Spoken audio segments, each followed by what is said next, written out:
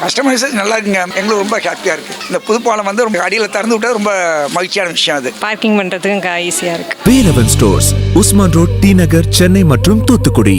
தமிழராட்சி பார்த்துட்டு இருக்க எல்லாருக்குமே வணக்கம். இப்போ சமீபத்தில் வந்து களஞ்சியம் அவர்கள் நாம் தமிழர் கட்சி விட்டு போயிருந்தாங்க, முத்துப்பாண்டி அவர்கள் நாம் தமிழர் கட்சி விட்டு போயிருந்தாங்க அப்படின்றது ஒன்று இருக்குது. அதே மாதிரி சங்கர் அவர்கள் நாம் தமிழர் கட்சி விட்டு விலகி தாவேக்காவை இணைஞ்சிருந்தாங்க அப்படின்றதும் மிக முக்கியமான செய்தியாக இருக்குது. இந்த நிலையில் இத்தனை பேரும் நாம் தமிழர் கட்சி விட்டு போனாலுமே கூட நிறைய தம்பிகள் நாம் தமிழர் கட்சி விட்டு போக மாட்டேன் அப்படின்ற மிக முக்கியமான முன்னெடுப்பில் இருக்காங்க அப்படின்றதும் ஒன்று இருக்குது. அதில் முக்கியமாக சிவசங்கரன் அவர்கள் சமீபத்தில் சொல்லும்போது, சீமான் வந்து ஜெயிக்கலைன்னா யார் ஜெயிப்பா, சீமான் அவர்கள் தமிழ் தேசியத்தை கையில் எடுத்ததை விட யார் சிறந்ததா தமிழ் தேசியத்தை கையில் எடுத்த முடியும், அவ்வளவு திறமையான சீமானவர்களே நம்ம ஜெயிக்க வைக்கல அப்படின்னா வேற யார் இங்க ஜெயிச்சிட முடியும் தமிழ் தேசியத்தை கையில் எடுத்து. எனவே உங்களோட கடைசி சான்ஸ் தமிழ் தேசியம் ஜெயிக்கணும்னா அதுக்கு சீமான் மட்டும்தான் அப்படின்றத ரொம்ப கிளியரா சொல்லியிருக்காரு. சிவசங்கரன் அவர்களுக்கும் நாம் தமிழர் கட்சியினருக்கும் சீமான் அவர்களுக்கும் நிறைய சண்டைகள் இருந்திருந்தாலும் அதெல்லாம் கலைஞ்சு அவர் நாம் தமிழர் கட்சி சீமான் கூட தான் நிப்போன்னு உறுதியா நின்று இன்னைக்கு நாம் தமிழர் கட்சியில மறுபடியும் களத்துல வந்து மறுபடியும் அவர் வந்து எல்லா இடங்கள்லயுமே போயிட்டு பிரச்சாரம் பண்றதா இருக்கட்டும், பேசுறதா இருக்கட்டும், அதே மாதிரி தேர்தலையும் நின்னாரு அப்படின்றது எந்த ஒரு மாற்றமே கிடையாது. சமுத்திரத்தில் அவர் பார்த்த வேலை நம்ம எல்லாருக்குமே தெரியும். சீமானவர்கள் கூப்பிட்டு போக மாட்டேன் இன்னைக்கும் நிற்கிறாரு.